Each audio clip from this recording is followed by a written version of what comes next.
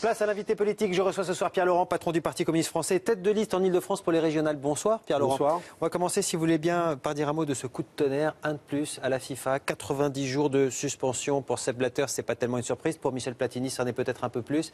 Votre réaction ? Je crois qu'il faudra en finir le plus vite possible avec ce poids énorme de l'argent dans les affaires du foot qui est en train de tout pourrir. En même temps, bon là, en l'occurrence, ça sent quand même le règlement de compte à plein nez, quoi. Hein. J'ai l'impression que vous pensez comme Sepp Thierry Blatter Braillard est pas très loin de tout ce qui vient de se passer. Mais ceci étant dit, au-delà de ça, il y a vraiment un problème avec l'argent dans le foot. Il y a beaucoup trop d'argent dans le foot et avec des phénomènes de corruption insupportables. Pour les gens qui aiment le sport comme moi et qui aiment le foot, c'est vrai que ça devient quand même assez irrespirable. Alors qu'il faudrait plus de FIFA, en fait. C'est ça que vous êtes en train de dire, tout simplement. La FIFA, à nouveau, ne se grandit pas avec toutes ces affaires, c'est clair. Mais non, je ne sais pas s'il ne faut pas plus de FIFA, parce qu'il faut une organisation internationale du foot, mais pas gérée comme elle est et dominée par l'argent. Il faut que le mouvement sportif de la base reprenne du pouvoir dans les affaires du sport en général, d'ailleurs. Vous imaginez que ce héros national-là, il a pu franchir la ligne rouge à la FIFA ? Non, je crois que Platini est un homme bien. Il m'est arrivé de le rencontrer. Je pense que c'est un homme bien. Maintenant, vous savez, quand il y a énormément d'argent et trop d'argent, après, c'est vrai qu'il y a des choses qui parfois. Les hommes. Je ne sais pas. Moi, je ne dirais pas que Platini est un homme corrompu. J'ai pas de raison de le penser et aucun moyen de savoir ça. Mais je pense que. Par contre, l'argent corrompt le système, ça c'est sûr. Et la manière dont tout ça fonctionne n'est pas saine. Alors, on va parler de la manifestation à laquelle vous avez assisté aujourd'hui. C'était la grande manifestation anti-austérité à l'appel de plusieurs syndicats. On va revenir sur la mobilisation qui n'est pas très importante. Mais d'abord, sur ces images, regardez, il y avait beaucoup de références à cette chemise déchirée, notamment. Des panneaux, on pouvait lire à poil les DRH. Vous étiez à côté. Est-ce que vous cautionnez ? Non mais écoutez, ce qui s'exprime aujourd'hui, c'est d'abord il y avait beaucoup de salariés du privé comme du public, ça m'a frappé dans la manifestation, et tous disent la même chose, c'est-à-dire qu'ils ne supportent plus la manière dont ils sont méprisés dans les entreprises.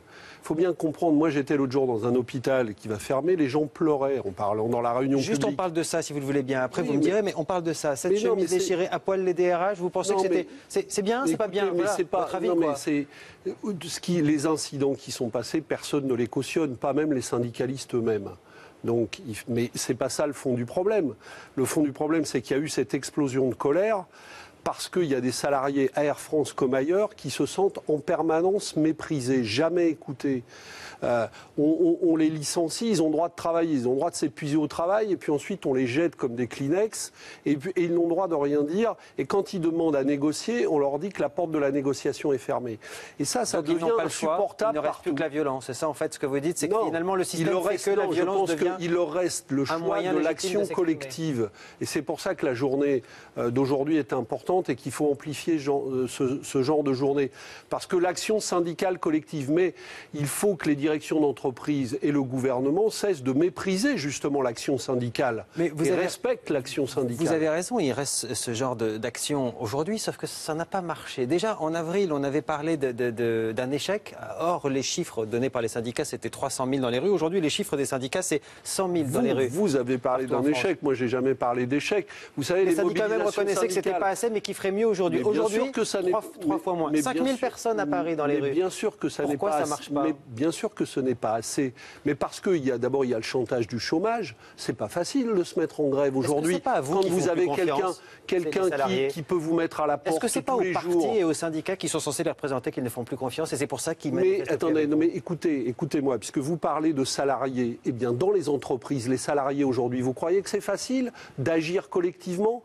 Vous pensez que vous n'êtes pas soumis au chantage permanent sur votre salaire, sur l'emploi? Quand on nous dit par exemple que les gens qui veulent travailler le dimanche sont volontaires, on nous raconte des histoires. Les gens, on leur dit c'est ça, ou alors vous n'êtes pas embauchés. Quand on les embauche, on leur dit vous êtes prêts à travailler le dimanche? Ils répondent non, ils ne sont pas embauchés. Et il y a 5 millions de chômeurs. Donc vous avez des millions de gens qui vivent dans cette angoisse-là. Et ce n'est pas parce qu'ils ont du mal à agir qu'il faut les montrer du doigt. Heureusement que ces gens se battent là, parce que sinon on liquidera tous les droits sociaux. Ce que vous dites est juste, mais ce n'était pas ma question. Ma question, c'est le problème de la représentativité pour ces gens qui ont justement envie de se battre et qui se disent aujourd'hui, c'est peut-être plus les syndicats, c'est peut-être plus le Parti communiste qui nous représente. ans. Peut-être qu'il y a des gens qui se disent ça, mais moi je leur dis que l'action collective reste le chemin. Il y a une enquête qui a été publiée ce matin qui dit que la très grande majorité des salariés veulent des augmentations de salaire. Donc qu'ils cherchent eux-mêmes, et nous avec eux, comment représenter ça? Peut-être qu'il y a des débats sur la représentation, mais en tout cas, débat, la représentativité syndicale posée par certains responsables politiques en ce moment, c'est un bon débat, ça. Mais la question posée par les salariés aujourd'hui n'est pas celle-là. Vous me posez cette question, je veux bien y répondre. Oui, on avance dans l'interview en même temps. Voilà. Mais moi, je vous dis que la question posée par les salariés, c'est pour ça que c'est pas celle-là. C'est est-ce qu'on augmente les salaires ou pas dans ce pays? Quand est-ce qu'on débattra de cette question? Parce qu'on a l'impression qu'on peut jamais discuter cette question. Vous parlez de questions posées aux salariés. Chez Sephora, par exemple, il y avait une intersyndicale qui refusait l'accord sur le travail de nuit. La question leur a été posée directement aux salariés, comme ça c'est plus simple, on sait ce qu'ils pensent. 96% ont voté pour. Mais ça veut dire quoi? Ça veut dire que des syndicats empêche un accord que 96% des salariés veulent. Ça veut dire ça, monsieur Laurent? Non, ça ne veut pas dire ça. Ça veut dire que effectivement, et je sais pourquoi, parce que je discute moi avec ces salariés, que des gens qui ont des salaires qui devraient être augmentés, qui ne le sont jamais, qui n'arrivent plus à payer leur loyer, qui n'arrivent plus à faire vivre leur famille, et quand une direction d'entreprise leur dit la seule manière de vous augmenter, c'est de venir travailler jusqu'à minuit, parce que quand même dans ces magasins dont vous parlez, ce qu'on est en train de proposer à des femmes et à des hommes qui vivent parfois à 2 heures en Île-de-France de leur travail, qui auront 2 heures de route après, c'est de travailler jusqu'à minuit avec des augmentations de salaire. C'est pas à eux de pouvoir dire, bon, on m'a donné un taxi, on m'a donné un droit de garde pour les enfants, on me donne 100% d'augmentation sur les heures supplémentaires, enfin les heures de nuit. Est-ce que j'ai le droit de dire oui? C'est ça la question qui est posée. Est-ce qu'ils ont le droit de dire oui, monsieur Laurent? Est-ce qu'ils ont le droit de penser différemment de vous à leur place? Oui, mais moi je vous propose, j'ai déjà proposé, je l'ai dit, faisons un référendum pour dire est-ce que vous êtes pour des augmentations de salaire sans travailler plus? Vous croyez que dans ces entreprises-là, les salariés vont vous dire non? Ils vont vous dire oui. Surtout si vous dites comment le faire. Non, parce qu'on leur pose jamais la question. C'est-à-dire que les référendums qui sont faits par les patrons, ils sont à sens unique. Parce que si on dit on va prendre de l'argent aux actionnaires de Sephora, on va augmenter votre salaire, vous n'aurez pas besoin de travailler jusqu'à minuit, ils ne vont pas vous répondre oui, les salariés? Bien sûr que oui, ils vont répondre. Mais évidemment, cette question ne leur est jamais posée. Là, on leur fait en quelque sorte un chantage. On leur dit la seule manière que vous gagnez un peu plus, c'est de faire ça. Est-ce que vous êtes d'accord ou pas? Ces gens-là n'arrivent pas à vivre avec leur salaire. Alors, il y en a qui acceptent, effectivement. Mais parce que c'est la seule question qu'on leur pose. Je reviens à la question qui était posée sur le débat sur la représentativité syndicale. C'est un bon débat ou pas? Oui, c'est toujours un bon débat. Bien sûr qu'il faut des syndicats représentatifs. Il y a un problème aujourd'hui? Mais il y a un problème d'exercice du droit syndical à l'entreprise.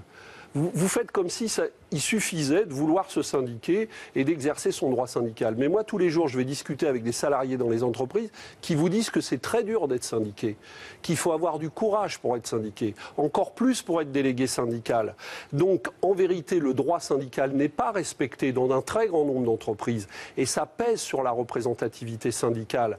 Et en plus, quand les syndicats avancent des revendications légitimes, il y a toujours un mur face à eux. Donc au bout d'un moment, des salariés se découragent et disent l'action syndicale collective, elle n'est pas assez efficace et elle ne fonctionne pas.